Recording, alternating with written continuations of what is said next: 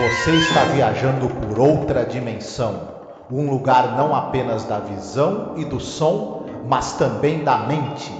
Uma jornada em uma terra maravilhosa, cujos limites são os da fantasia. Sua próxima parada, além da imaginação.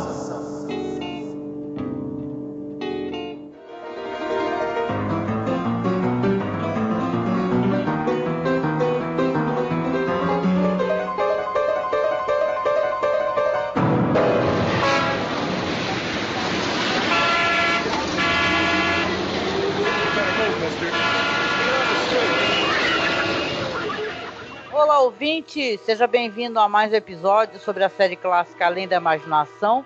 Eu sou a Angélica. Eu sou o Marcos.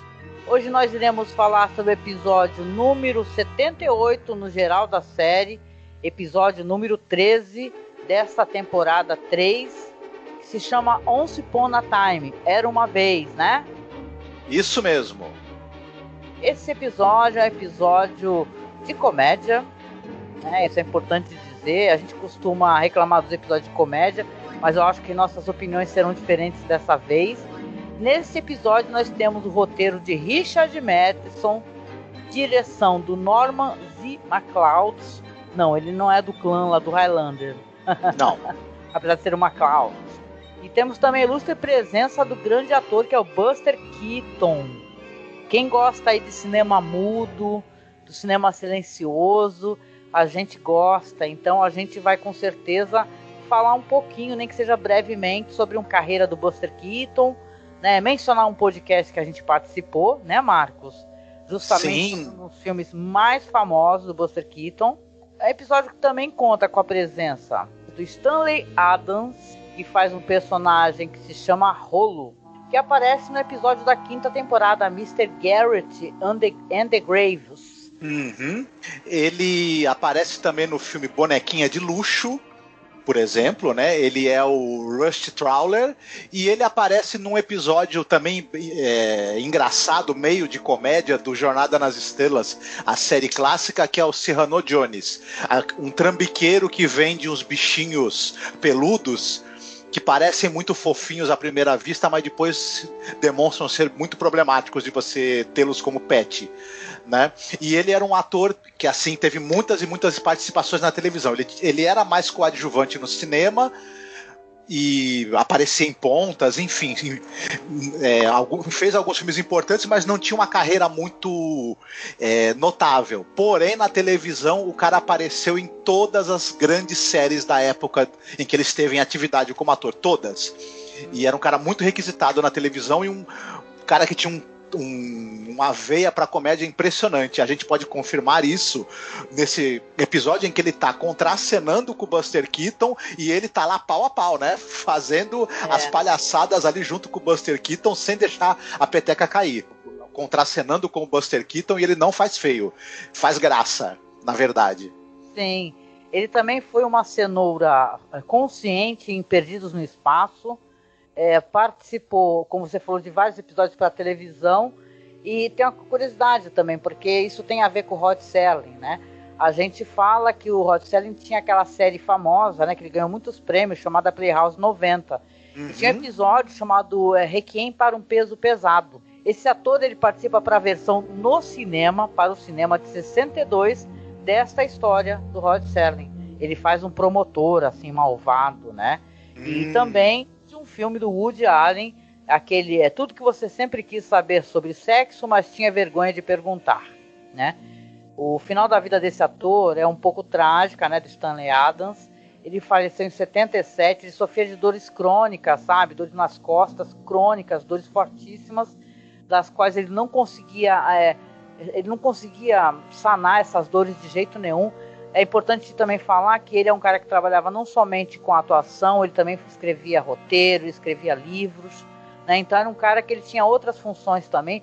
Fez, por exemplo, roteiros de Star Trek, que você gosta muito, né?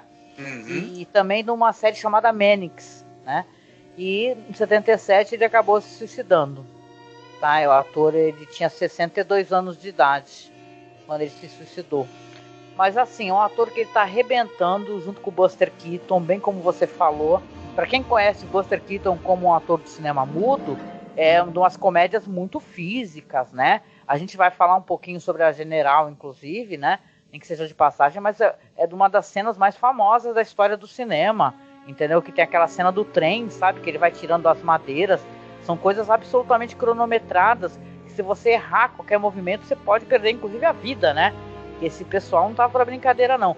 O Buster Keaton tem uma história muito interessante. Ele tá bem, assim, ele já está idoso, participando desse episódio ali na Imaginação, mas também é uma comédia muito física, isso é muito interessante.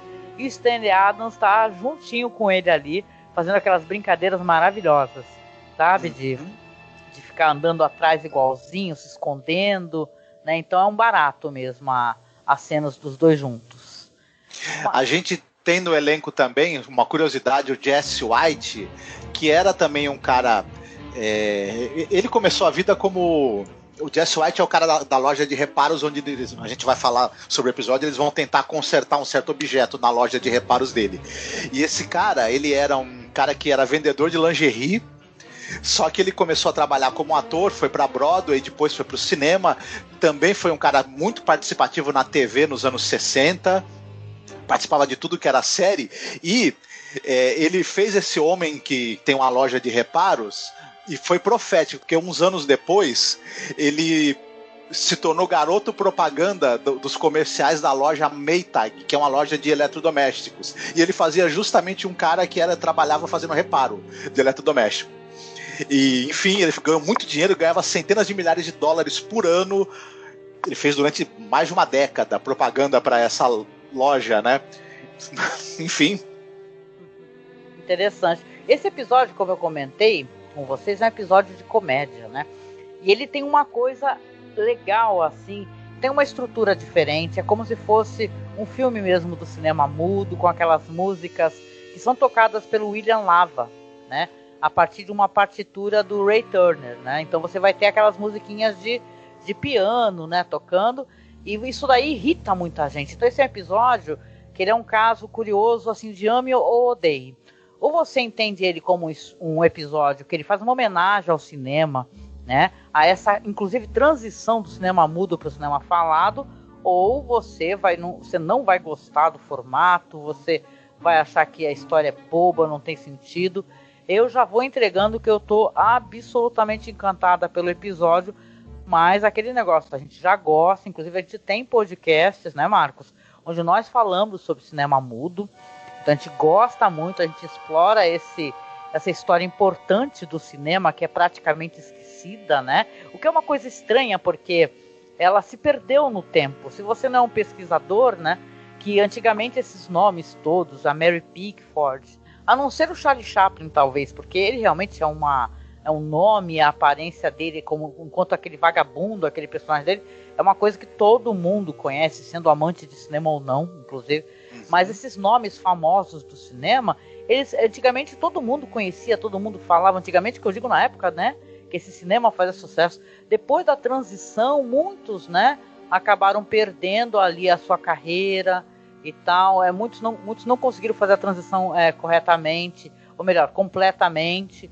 O Buster Keaton mesmo é uma pessoa que ele teve um sucesso absurdo, ele era do Vaudeville, né, que é muito famoso o Vaudeville, para quem não conhece. O Vaudeville tinha de tudo, tinha artista, tinha malabarista, tinha dançarino, então era um combo de coisas interessantes e também itinerante, né? Então ele acabou fazendo essa transição, para ele foi até uma coisa, vamos colocar assim, suave, ele acabou tendo uma importância dentro da indústria, acabou depois perdendo tudo, porque ele sofreu um divórcio ali, né? E perdeu toda a grana dele. Aí acabou perdendo, inclusive, capital político, porque foi demitido da MGM, né, virou um alcoólatra. Então, nesta fase aqui que o Buster Keaton aparece, ele já está, inclusive, se livrando do alcoolismo, né? É um revival da carreira dele, que ele participou de muitos filmes, né? Depois, nos anos 50, nos anos 60. Então, você vê que ele conseguiu, né? Inclusive, ele está em Sunset Boulevard, por exemplo, né? Que a gente já recomendou no podcast sobre a Ida Lupino. As Aventuras de Huckleberry Finn, de 1960. It's a Mad, Mad, Mad World, de 63. O Sidney Sheldon, aquele autor, para quem gosta de ler, eu ficava lendo esses livros, né, do Sidney Sheldon, faz tempo que eu não leio, mas ele tem uma história, ele fez um filme ali sobre a vida do Buster Keaton, que quem interpreta é o Donald O'Connor, e diz que é altamente impreciso, sabe? Então, é uma história muito interessante. Claro que não dá pra gente pegar esse podcast e falar sobre a carreira completamente do Buster Keaton, que é um cara maravilhoso, incrível mesmo. Mas dá pra dar aquela pincelada e depois a gente vai recomendar, como eu disse, um podcast onde vocês vão ter mais informações. Como você mesma falou, o Chaplin, ele é o cara que ficou mais famoso, até porque o Carlito, o personagem dele, já entrou no imaginário popular, né? Todo mundo já ouviu falar, já viu alguma vez o Adorável Vagabundo, né? Enfim, e o Chaplin tinha essa coisa também que, além de tudo, ele era um grande criador, né? Os filmes dele tinham uma humanidade que acabou se tornando atemporal. Enquanto que essa comédia mais física que o Buster Keaton fazia, ela foi mais característica de uma época mesmo, justamente do cinema mudo. Era aqueles grandes comediantes, o Buster Keaton, W.C. Fields, Harold Lloyd. Os irmãos Marx, que aí já era também do cinema falado, inclusive,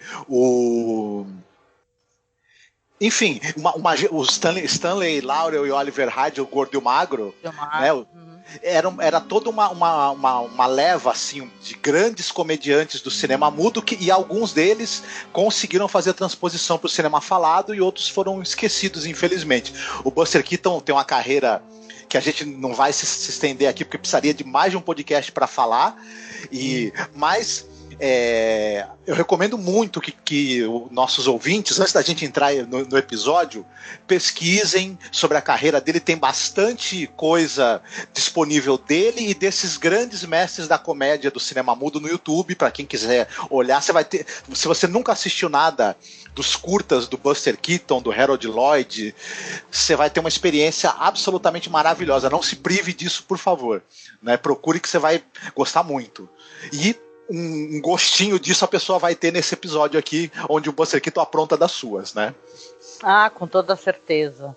O diretor, você tinha mesmo falado, o Norman MacLeod, ele é um cara justamente que era diretor de curtas de comédia na época do cinema mudo. E do início do cinema falado. Ele era especializado nisso. Dirigiu os Irmãos Marx, por exemplo. Ele nunca tinha dirigido o Buster Keaton. Ele já estava aposentado, mas o Rod Serling conhecia ele, sabia da experiência dele com essa comédia típica do cinema mudo e chamou o cara para dirigir esse episódio. Ele saiu da aposentadoria especificamente para dirigir esse episódio, a pedido do Rod Serling. É verdade. Eles se conheceram e o sonho dele era poder dirigir o Buster Keaton, né? E acabou, porque o Buster Keaton ele fez amizade com o Rod Serling, com Richard Matheson, né? E eles já tinham amizade e acabaram bolando esse projeto, né? E olha, gente, vou falar, você fica impressionado, né? Com a movimentação de um senhorzinho que é o Buster Keaton nessa época, viu? Ele mata a pau, ele corre mais do que eu. Olha, com certeza. Pouco, mas tudo bem, eu não corro muito, mas caramba, o homem corre, viu? Eu não faço metade do que esse cara fez, 1/3. Se eu cair de bicicleta que nele caiu, eu me arrebento, viu? Pois é, e falando rapidinho, se você me permite, sobre o roteiro e as críticas que as pessoas fazem a esse episódio, a gente espera do Richard Matheson roteiros com um plot twist muito interessante, com ideias de ficção científica muito curiosas, muito sofisticadas, e esse roteiro não tem isso. Primeiro porque o roteiro que o Matheson entregou, ele foi filmado, eles acharam que o episódio ficou com um ritmo muito lento e acabaram cortando partes e fazendo refilmagens para simplificar a história. No final das contas, a história ela é muito simples, ela é praticamente um fiapo de história que serve para ser um fio condutor para os malabarismos e para as correrias que vai envolver o Buster Keaton e os outros personagens, bem ao estilo do que eram os curtas do cinema mudo, que o Buster Keaton tanto os curtas de comédia, né? Essa comédia física e de perseguição que ele tanto imortalizou. Então o próprio Richard Matheson, sabendo que a estrela do episódio era o Buster Keaton, ele procurou uma trama um pouco mais simples que permitisse na verdade, ter um ritmo de correria, em vez das ideias estarem em primeiro plano, que costuma ser o caso dos roteiros dele. E muita gente reclama da simplicidade desse roteiro, mas é proposital, né? O propósito do episódio é outro, é ser agitado, divertido, engraçado e ser uma homenagem ao cinema mudo, né? Sim, com certeza. E também o editor do episódio, que é o Jason Byrne, ele sugeriu que fizesse alteração, né, de quadros para imitar, né, essa velocidade padrão de 24 quadros por segundo, que era famosa em 1926. Né? Então você vê que, na verdade, houve uma alteração ali que você sente que realmente ele é feito para emular esse cinema.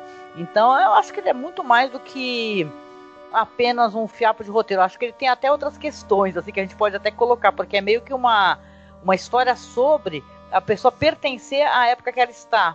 Entendeu? Aquele saudosismo, sabe? Aquele negócio de... Eu conheço muita gente que é assim, né? Que fala, ai, como eu queria ter vivido nos anos 80, né? Vou fazer 50 anos de idade, então eu passei pelos anos 80, né? Adolescente, inclusive, então não era essa Coca-Cola toda, principalmente aqui no Brasil, né? É que as pessoas veem séries, Stranger Things, e esses filmes todos dos anos 80, esquece que a gente tá vivendo um belo do inferno, né? Em 1980, então esse saudosismo e tal, que você fala, nossa, tá tudo caro, antigamente que era bom. Então, né, eu acho que o episódio ele quer trazer essa reflexão também, sabe?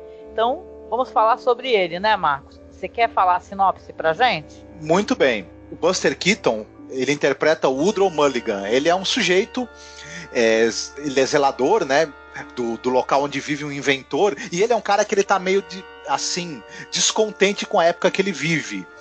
Ele acha tudo muito caro, ele reclama da maneira como as cidades estão, que os policiais ficam enchendo a paciência dele, ele é um cara meio esquentado, enfim.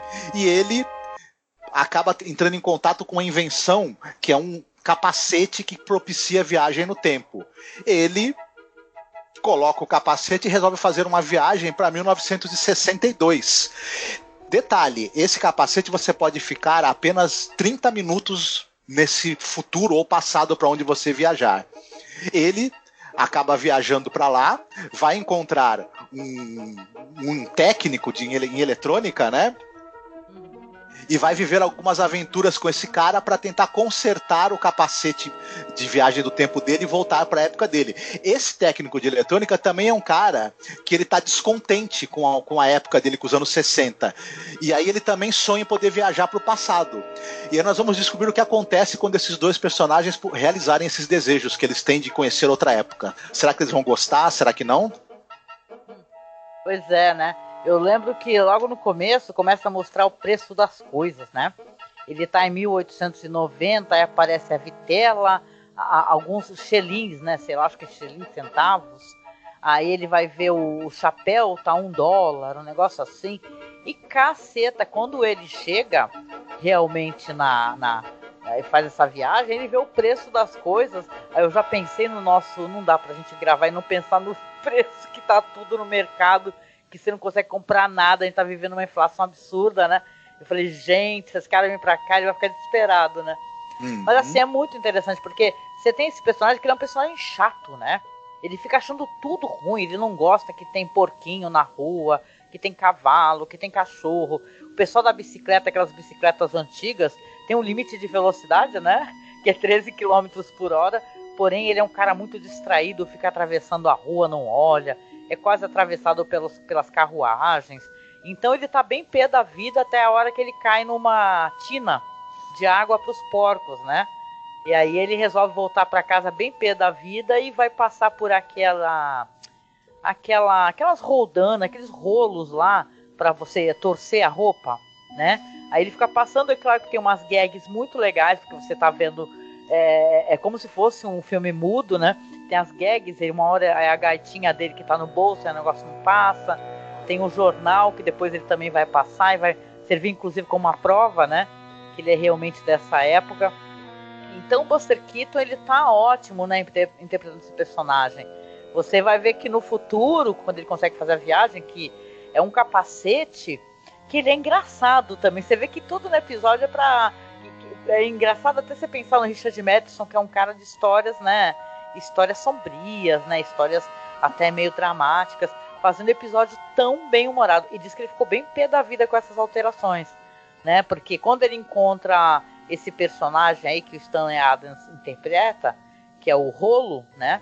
Eles no original do Richard Matheson, eles iriam entrar no supermercado, tem umas gags, eles iam aprontar todas lá, resolvem pegar, arrumar o capacete, que o capacete quebra, com os transistores de televisão, né? O cara é técnico em eletrônica de TV, né? E a gente tá falando dos anos 60, a TV tá com tudo, né? Pô, na época que o episódio tá sendo, inclusive, filmado, né? Nos anos 60. Então é a época da publicidade, é a época daquela vidinha, aquela propaganda da família americana, né? Então ele tá no verdadeiro inferno, porque a cidade tá em construção. Você vê o barulho das britadeiras, você vê, por exemplo, as lojas de disco, que eu não sabia disso, achei interessante. Elas ficavam com alto-falante assim, né, na porta, Marcos. Aí você vê que o cara tá tocando a música lá dentro, mas tem um alto-falante tocando a música. Então na cidade, que se chama Harmony, né, que é a harmonia, que é em Nova York, por sinal, você tem um barulho absurdo, né, na cidade. Então é curioso, eu gosto dessa transição, porque é uma quebra total, né, Marco? O episódio silencioso, somente com os letreiros, né, que são os diálogos, e aí depois, quando ele chega no futuro, é barulho para todos os lados. Pois é, quando o episódio está ambientado em 1890, a gente tem a linguagem do cinema mudo, sem diálogo, sem som, e como você mesma falou, aparecendo os letreiros onde você lê o que seriam as falas. Quando ele é transportado para os anos 60, aí já tem som, efeitos sonoros, a linguagem audiovisual da época, e, como você mesmo falou, o personagem que reclamava de barulho de porcos, animais na rua e bicicletas, está numa cidade em plena expansão, com trânsito maluco, com todo tipo de barulho que a gente que já era barulhento. Imagina se ele visse o mundo de hoje, né? Ele ia enlouquecendo imediatamente, que é muito mais barulhento ainda, né? E é interessante. Ele acaba descobrindo, né, esse personagem, como você mesma comentou, que ele não ia adorar esse futuro, não ia ser o paraíso, né? Coisas que incomodavam ele, na verdade, foram potencializadas no futuro. E é interessante, como você mesma também tinha tocado, e eu concordo muito com você, o ritmo do episódio é dado pela comédia, pelas gags visuais, por toda a correria que tem, das perseguições que acontecem, né? Porque logo que ele chega, ele perde, né, o capacete, passa um cara de carro, o capacete fica preso no braço do cara, depois passa um moleque de bicicleta e rouba o capacete dele, e ele faz essa correria pela cidade, ele perde as calças e a polícia vai atrás dele porque ele tá andando pela rua de bicicleta sem calças, perseguindo um garoto, né, que tá numa outra bicicleta. Sei lá o que o policial pensou, mas enfim, né? Não, ele tá perseguindo um garoto que tá de patins. Isso. Que o garoto simplesmente vê o capacete legal na rua e coloca na cabeça e sai deslizando, ele correndo atrás, ele rouba uma bicicleta. O garoto justamente vai vir uma rua e bate justamente no Rolo. Aí quando ele vira de bike também, que é uma cena que você fala, cacete, esse homem tem quantos anos, né, fazendo isso? Ele bate no Rolo e cai da bicicleta, assim, né? E aí o capacete fica quebrado no chão. Ele faz 1000 piruetas, ele pula, cai, se joga, e a gente fica impressionado, porque ele tinha 65 anos, né? Quando ele fez esse episódio, mais de 65 anos de idade. E a gente vê essa disposição, né? E essa o quanto ele estava fisicamente em forma, ou se não estava, ele superava isso, né, para poder fazer as cenas. E é incrível. Ele era chamado do homem que nunca se quebrou. Ele tinha, a gente até comentou isso no podcast, tinha uma lenda em cima dele de que ele conseguia fazer as acrobacias sem se machucar, o que não era verdade. Ele se machucou inúmeras vezes, e ele vivia coberto de hematomas. Tudo pela arte, né? Lewis, você lembra do Jerry Lewis, que ele sempre teve nas comédias dele aquela comédia muito física, que ele se jogava no chão também, né? E aí depois, quando ele estava idoso, eu lembro dele dando uma entrevista e falando que ele vivia com medicação, sob medicação, que ele sentia muita dor, né, das quedas. Então esses caras, eles entregaram a vida deles, né, para poder fazer a arte que eles amavam, né, e tal. É uma história. Quando você pensa, inclusive, no que aconteceu a esse coadjuvante dele nesse episódio, Stanley Adams, dá até uma tristeza, né? Alguém que vivia com dor crônica. Então, realmente, você imagina que o Buster Keaton e esses caras todos, Harold Lloyd, né, eles devia ser muito complicado, né? Essa espécie de comédia, né? O Harold Lloyd era outro que se arriscava bastante para fazer determinadas cenas. Eles todos, né? Faziam. O Harold Lloyd, né? Só sem querer te cortando já, né? Sem querer te cortando. Ele é famoso por aquela cena dos ponteiros do relógio que ele tá segurando. Vocês devem lembrar, quem tá escutando a gente, que ele tem uma cena assim que ele tá pendurando no relógio, tá lá no fundo, naquela altura toda, e a rua lá ao fundo, sabe? É muito interessante também. Esse cara, o Harold Lloyd, eu sei que não é o foco do podcast, mas de todos esses famosos comediantes do cinema mudo e tal, da comédia física, ele foi um dos que não conseguiram passar bem pela transição, né? Porque aí nos anos 60, 70, que eu lembre, eu acho que a partir dos 50, 50 e pouco, começou a TV a revitalizar esses filmes do cinema mudo, sabe? Só que ele não vendeu os direitos. Então, só depois que ele faleceu, que foi vendido e tal para uma televisão, se eu não me engano. Mas ele foi um dos que não conseguiu, né? Porque ele não queria vender os direitos assim para poder passar. Já o Buster Keaton e tal, esse pessoal não, eles já negociaram e tal, continuaram a carreira deles, né? O Harold Lloyd é um dos que não conseguiu se ter assim. Apesar que o Buster Keaton, coitado, né? Como eu falei lá, o cara perdeu tudo, né? E começou do zero de novo. Então. Verdade, mas já perto do final da vida ele voltou, né, a ter muitas participações e muitos convites para aparecer, sobretudo na televisão, né? A comédia na TV estava num auge também, né? Você tinha muitas séries cômicas, muitos programas também de auditório que tinham um viés cômico, programas de entrevista com viés cômico, e aí esses antigos comediantes eles eram convidados para fazer participações e podiam ter um revival na carreira, né? Que foi o caso do Keaton, por exemplo. E eu acho que também para o público foi muito bacana ter esse reencontro, né? Com essas figuras maravilhosas, né? Enfim, e esse episódio é um exemplo, né, de uma oportunidade que o público teve de ter um reencontro com esse gigante, né, que era o Buster Keaton. Qualquer crítica que se possa fazer de que o episódio foi totalmente pensado para ser um veículo para a atuação física dele, para mim não faz muito sentido, porque é absolutamente maravilhoso, né, acompanhar o trabalho dele, e a gente se diverte. O episódio, para mim, ele funciona enquanto comédia. É uma coisa também importante de falar, apesar das críticas, ele é realmente engraçado, ele é realmente interessante. Então me fez rir, pelo menos, me fez me divertir muito, né, com as palhaçadas e com toda essa correria que tem. Então, para mim, o episódio funcionou bastante bem, inclusive. Não, quando o Rolo e ele vão pra loja de concertos, né, do cara que diz que conserta tudo, eu achei até interessante. O cara que conserta tudo tem até um sarcófago de múmia na loja, que tem umas gags, né, do Buster Keaton com esse sarcófago aí. Aí eles levam lá, aí começa a ter uma piada. Eu achei uma piada muito legal, porque, cara, pra quem mexe com ferramenta ou trabalha com ferramenta de uma maneira em geral, a gente não gosta de ninguém mexendo nas nossas ferramentas, entendeu? Então tem um lance que, como esse cara é técnico eletrônico, o Rolo, e ele fica tentando mostrar pro cara o que fazer, pegando nas ferramentas dele. Ele fala, larga minha ferramenta. Ele pega outra, larga minha ferramenta.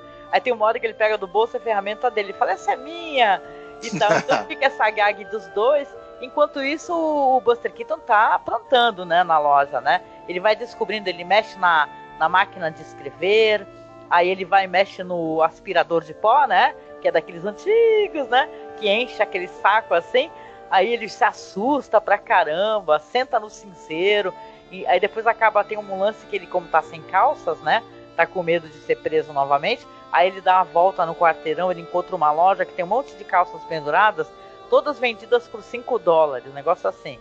Aí o cara pede dinheiro, ele não tem. Aí nessa dele com o Rolo é muito legal essa cena, porque o cara vai procurar ele fora da loja, aí começa a andar atrás dele assim, os mesmos passos, e o guarda não enxerga, depois eles invertem, assim, é muito legal, gente, pra quem não assistiu, assista, porque essas cenas são muito bem boladas.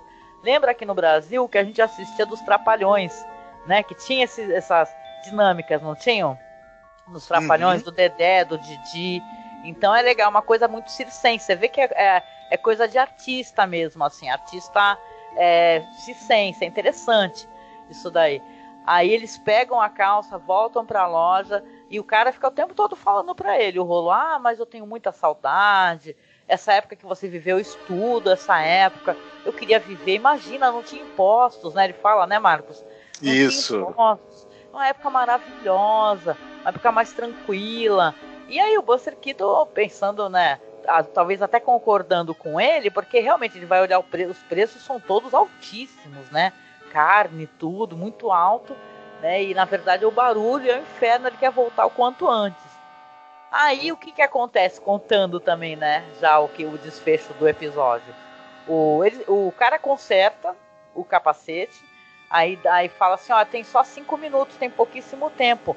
Só que o Rolo, esse cara que é o técnico eletrônica que ajuda ele, leva ele na loja, ele fala assim, olha, eu vou no seu lugar, né, eu gosto muito dessa época, você estava reclamando, um negócio assim, eu vou no seu lugar, porque na verdade eu me identifico muito mais, eu vou ser mais feliz e tal. Aí ele tinha perguntado antes se existia ciência, aí o Buster Keaton, né, que eu tô chamando ele de Buster Keaton, né, mas o Woodrow Mulligan, ele fala assim, sim, eu trabalho como zelador para 2 cientistas, né. Aí começa então a fuga do Rolo com o capacete já, soltando todas as faíscas, né, pela rua, e o Buster Keaton atrás dele, né, falando assim, olha, volta aqui, volta aqui, volta aqui. Tem um lance lá que então ele tá quase em cima da hora, só que o trânsito acaba ficando ali todo, né, engavetado, um negócio assim, porque os dois estão correndo feito louco, acabam provocando ali uma parada no trânsito e fica um carro entre eles. Aí quando o Buster Keaton vê que não vai dar tempo, ele pula o carro com tudo e agarra no Rolo, né? Só que aí o que acontece? Que é uma coisa que a gente não comentou, né? Que o Buster Keaton fala que ele não precisava ter fugido, o Rolo. Ele falou, não, eu trouxe uma galinha, né? Ele vai pra 1960 com uma galinha. Ou seja, dá pra gente viajar juntos. E exatamente isso que acontece. O Rolo aparece lá com o capacete e o Buster Keaton tá junto, né? Aí ele fica todo feliz, exultante, abraça o guarda, beija o guarda sai correndo atrás dele, né? O Buster Keaton. E o Rolo também fala, nossa, consegui. Estão os dois, então, em 1890. Porém, aí passa-se o tempo, você vê que dá, né, aquele recorte, já volta aquele esse esquema também, o pessoal como cinema mudo, né, como se fosse cinema mudo, somente os letreiros, né, não há som. Aí mostra o Buster Keaton voltando pro laboratório e tal, e descobre-se que o Rolo tá trabalhando lá. Aí ele fala, tudo bem com você, Rolo, né? Aparece nos letreiros, né? Ele falou, tudo bem, nada. Essa época é uma porcaria. Essa época não tem biquíni, não tem televisão, não tem comida congelada, né? E tal. E começa a fazer um monte de reclamação. E ele fala, nossa, e nesse laboratório não tem nada do que eu utilizo no meu laboratório. Não tem transistores que eu uso, não tem as ferramentas que eu utilizo, os componentes que eu preciso. Então, ou seja, ele foi para o passado, mas ele também está dependente do que tinha, né, no passado, né? Talvez ele achasse que ele fosse chegar lá e ia fazer o quê, né? Que as coisas iam estar disponíveis para ele criar uma nova ciência. Talvez sim, né? O que acontece, então? Ele fica fazendo essas reclamações e o personagem do Buster Keaton fala, olha, quer saber? O personagem dele gira, né? Coloca ali a setinha para 1962, coloca o capacete na cabeça do Rolo e fala, tchau, Rolo, vai embora, né? E aí termina o episódio, né? O Rolo vai voltar à época dele porque ele estava muito infeliz. Nessa época que ele idolatrava, que ele achava que era uma beleza, né? E termina com o Rod Serling, né? Falando assim, ó, é algo como assim, cada um na sua, viu? Cada um no seu jardim, fique em seu próprio quintal, né? Então, porque você acha, na verdade, que você tá... É o saudosista daquela época, mas naquela época não tem só aquela espécie de coisa que você imaginava, existiam outras, né? Uhum. Quem tem saudade aqui dos anos 60 vai ter que passar pela ditadura no Brasil, por exemplo, falar assim, olha os anos 60, que maravilha, né? Anos dourados, né? Não tinha aquela série lá da Globo, né? Tinha, anos dourados, não sei o que, bababá. Então é assim, é interessante que tem essa reflexão que você talvez se encaixe na época que você vive, né? Talvez você tenha que encontrar felicidade nessa época que você vive, né? Com os elementos que você precisa ter que existir com eles, né? Inclusive com questões políticas e tudo mais, né? Faz parte da vida. A gente não vai ser automaticamente feliz porque a gente mudou de época, né? Problemas vão existir em todas, né? As épocas. Então, é um episódio maravilhoso, delicioso. É uma homenagem linda ao cinema, ao Buster Keaton, né? E é muito audacioso. Na minha opinião, é muito audacioso. Você colocar estilos diferentes dentro do mesmo episódio, né? Você fazer essa quebra total, né? Do estilo bem no meio do episódio, que é quando ele chega nos anos 60, todo o barulho, a voz do Buster Keaton, né? Você escutar a voz dele, né? Então é muito legal, né? Eu acho interessantíssimo. Também concordo contigo. Eu queria saber de você qual você considera o ponto alto e o ponto baixo do episódio. Olha, eu vou te falar que pra mim eu só vejo ponto alto no episódio. Eu gostei do episódio, eu basicamente gostei do episódio. Pra mim, o defeito dele é que ele acaba, eu queria mais, porque em 20 e poucos minutos você não tem tanto quanto você gostaria. Talvez eu quisesse ver o roteiro ali que o Richard Matheson tinha em mente, né? Que talvez tivesse coisas mais engraçadas. É surpreendente pra gente que gosta do Richard Matheson, do trabalho dele, dos roteiros dele, né? Apesar que ele tem comédias com o Roger Corman, por exemplo, né? Que eles são filmes engraçados. Então, é legal. Tudo que envolve esse episódio é interessante, né? É uma coisa que eu gosto, já que eu já gosto de cinema mudo, então só vejo pontos positivos. E você, Marcos? Você tem algum ponto negativo para expressar? Qual é o ponto positivo e negativo? O ponto positivo, obviamente, é a presença do Buster Keaton, né? O ponto alto, né? Tem muitos pontos positivos, eu gostei do elenco em geral. Os outros dois atores que contracenam com ele, para mim, também estão excelentes e me fizeram me divertir bastante. O ponto fraco, que não é exatamente um ponto fraco, tem a ver com o que eles pretendiam para esse episódio, é que a gente tem um episódio escrito pelo Richard Matheson sem nenhuma ideia tão brilhante, tão sofisticada, mas que pra mim se encaixou bem aí no que eles pretendiam e deu certo, de qualquer forma. O Richard Matheson, ele tem 3 episódios, né, nessa temporada. Aqui, ó, esse é o primeiro de 3 episódios que ele escreveu. Tem o Little Girl Lost, né? Também tem um episódio chamado Young Man's Fancy e tem esse daí, né, Once Upon a Time. Então a gente não conseguiu ainda assistir os outros episódios, obviamente. Mas você lembra que o Matheson tem um episódio daqueles que eu não gostei. E é meio de comédia. Talvez o Matheson nas gags aí, na comédia, ele seja meio... Porque tem aquele A World of His Own. Você lembra que é aquele episódio... Sim, do escritor, né? Que fica criando, imaginando esposas, né? Ai, que ódio desse episódio. Mas no sentido, assim, de falar, cara... O cara fica imaginando mulheres deletando mulheres da vida dele, né? Então eu lembro que quando eu comentei sobre esse episódio, eu falei, ai não, cara, que é isso, né? Que cara de pau, né? A mulher serve o cara lá e não tá satisfeito com a mulher, ele apaga. No final, tudo bem que ele apaga o Rod Serling também, né? Que é o último episódio da temporada, o Serling também acaba sendo apagado, né? E aparece em cena, né? Coisa que ele não aparecia ainda. Pois é. Então, falamos um pouquinho aqui sobre o episódio. A gente sempre faz uma recomendação de filme, de série, de algum material que nos inspire, né? E que possa inspirar vocês também. O que você tem para recomendar hoje, Marcos? De filme, série, algum elemento assim para... Eu vou fazer 2 recomendações, vou roubar um pouco, né? Primeiro, tem o Alexandre e o Fred, junto com convidados, eles fazem um podcast sobre os filmes clássicos, tanto americanos, quanto europeus, quanto asiáticos. É o podcast Filmes Clássicos. É muito legal e a gente chegou a participar algumas vezes, né, com eles e tal. E tem um episódio, que é o episódio 95, onde é comentado o filme do Buster Keaton, A General. Então eu sugiro que vocês, para começar, né, a primeira indicação, procurem o podcast Filmes Clássicos, especificamente escutem esse episódio que trata desse filme excepcional, e lá a gente fala um pouco mais detalhadamente da vida também do Buster Keaton.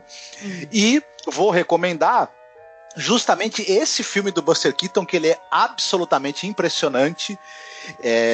Para muitos é a obra-prima dele, que é A General. Tem completinho The General, né? Ou A General, filme dirigido e estrelado pelo Buster Keaton.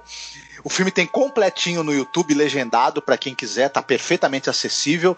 E eu se dê de presente essa experiência maravilhosa que é assistir esse filme, né? É o que eu gostaria de recomendar.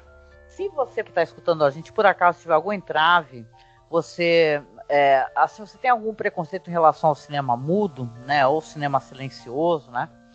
Essa época ela é muito interessante dentro do cinema, porque as pessoas, quem escrevia roteiro, quem contava as histórias, eles eram muito confrontadores do sistema.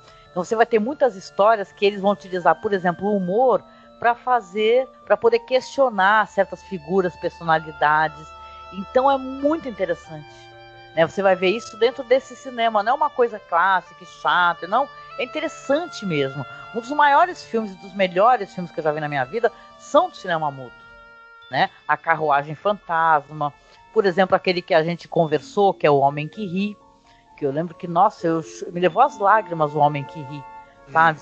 Então é muito interessante, vale muito a pena, gente. A gente falou de Aurora não faz muito tempo. A Aurora meio que ele tem alguns sons, né? Mas a gente comentou sobre a Aurora, o Sunrise, né? Então, gente, assistam que vale muito a pena, viu? Sim, sim.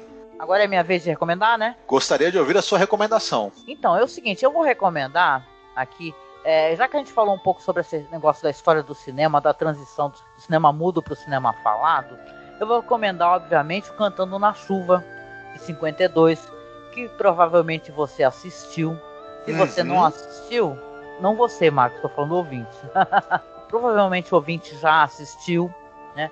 Que é um filme maravilhoso, com o Gene Kelly, o Donald O'Connor, a Debbie Reynolds. E é nessa vibe da Debbie Reynolds que aí vem a minha segunda recomendação. Porque, para quem conhece essa história, é uma história triste, maravilhosa ao mesmo tempo, né? E a relação da Debbie Reynolds, que trabalhou em Cantando na Chuva, com a filha Carrie Fisher, né? A Carrie Fisher, ela cresceu dentro da indústria cinematográfica, conhecendo todas as estrelas do Star System, né? Ela cresceu com muitos problemas em relação a drogas. A Debbie Reynolds e a Carrie Fisher tiveram uma relação, ao mesmo tempo, muito conturbada. E você tem um documentário que saiu na HBO, né? Mas esse documentário tem facilmente para baixar por aí, que é um documentário chamado Bright Lights, que é estrelado pela Carrie Fisher e a Debbie Reynolds. Isso daí, claro, obviamente, né, foi muito próximo ao lançamento, inclusive do falecimento, porque quando faleceu a Carrie Fisher, né, a mãe faleceu 4 dias depois, né? E isso foi, não sei para vocês, para mim, isso daí foi uma coisa que me mexeu muito comigo, sabe? Você tem a mãe que passou a vida inteira tendo aquela relação com a filha, sabe? Uma relação muito bonita, inclusive de aceitação, né? Das fragilidades da filha dela. A filha dela, claro, foi muito tocada por toda essa vida altamente exposta para a sociedade, sabe? Então você tem uma criança que ela cresceu com um monte de problemas, acabou se tornando uma jovem problemática, uma atriz maravilhosa, porque a Carrie Fisher era maravilhosa, incrível, para além, inclusive, de Star Wars. Então você tem essa história meio trágica, assim, que a filha faleceu e a mãe, né, faleceu 4 dias depois, né? Acabou a filha da Carrie Fisher perdendo a mãe e a avó em pouquíssimo tempo, né? Então o Bright Lights, ele vai ter a história das duas, como é que foi o crescimento da Carrie Fisher, a relação das duas, como é que era a relação delas que moravam, tipo assim, a casa delas era separada por um quintal uma da outra, né? Então ela sempre estava lá junto com a mãe sempre junto com a filha, um monte de cachorros. A Carrie Fisher sempre foi uma pessoa muito engraçada, bem-humorada e muito crítica da indústria, né, cinematográfica. Então vale muito a pena. É um belíssimo documentário, vale cada segundo. E se você não assistiu ou não tiver como acessar, eu tento, se eu conseguir algum lugar para poder fazer o upload e tal, para vocês assistirem, eu deixo dentro da publicação. Mas ele é lindo, tá? O Bright Lights, vale a pena. E, nossa, eu me emociono só de falar dele, né? Então vale a pena, né, a gente assistir aí o Cantando na Chuva para se divertir. É muito legal. Eu amo o Gene Kelly. Nossa, eu adoro o Gene Kelly nesse filme. Claro que eu adoro o Donald O'Connor e a Debbie Reynolds, mas eu sempre fui fã do Gene Kelly, por exemplo, sabe? Eu sempre adorei ele cantando, dançando, sempre achei ele foda. Esse é um filmaço e, né, sem comentários, né? Vale a pena. Esse filme é muito simbólico de uma outra também época muito mágica do cinema, né? Vale muito a pena mesmo conferir. O público mais jovem, inclusive, que possivelmente já viu a cena, né, tão famosa do Gene Kelly dançando e cantando Singing in the Rain, mas não assistiu ao filme inteiro, também se dê esse presente e tem essa maravilhosa experiência. Verdade, muito legal mesmo. E dessa vez você escolheu alguma música, Marcos, para poder fechar o podcast? Sim, olha, não tem necessariamente nenhuma ligação exatamente com o episódio, mas eu não sei porque enquanto eu tava assistindo, às vezes essa música me vinha na cabeça, porque ela me traz essa coisa de algo agitado, da correria da vida. Enfim, é a música Road to Nowhere do Talking Heads, que é uma música que eu sempre achei muito divertida e agitada e que me lembra essa coisa, né, da correria. Enfim, não sei exatamente porque essa música, pra mim, ela tem um clima desse tipo de história que a gente viu no episódio que a gente comentou essa noite. Eu adoro Talking Heads, simples assim, essa música é maravilhosa. Muito bom, meu querido. E é isso, né, gente? Chegando ao final do podcast, a gente agradece você, sua companhia, estar conosco aqui nessa revisão da série clássica, Além da Imaginação. Quero pedir, claro, por favor, acessem as nossas redes sociais. Nós temos nossa página no Facebook, @masmorracine. Temos agora uma página de fotos de bastidores. Hoje eu coloquei uma foto tão bonita no episódio maravilhoso que a gente já comentou, da atriz, né, do The Midnight Sun. Acessem aí, The Twilight Zone Behind the Scenes. Tá? Eu vou deixar aí dentro da publicação o link para a página. A gente tem também o nosso Instagram, com curadoria do William Funchal. Então acesse lá, @masmorracine, dê essa moral pro William, pra gente. O William que faz vídeos tão legais, tão maravilhosos sobre a série, para poder dar aquele conteúdo a mais, né? Que a gente gosta de fazer isso. Acesse o nosso Twitter, siga a gente, que é @masmorra_cast, tá? E se você puder ser o nosso padrinho ou ser a nossa madrinha, seria ótimo, nos ajudaria. Doando qualquer valor, você ajuda que o nosso trabalho continue, que a gente consiga comprar equipamentos melhores. Então acesse aí o Padrim ou o Colabora Aí. E a gente chega no final desse podcast tão gostoso, né? Que bateu uma saudade toda de assistir cinema mudo, né? E dá vontade de assistir, inclusive, algum filme do Buster Keaton agora, terminando a gravação. A gente deixa um beijo para vocês. E a gente se encontra aí no próximo podcast sobre a série clássica Além da Imaginação. Fiquem bem, se cuidem. Beijo, tchau, tchau. Tchau. And we know what we're knowing, but we can't say what we've seen, and we're not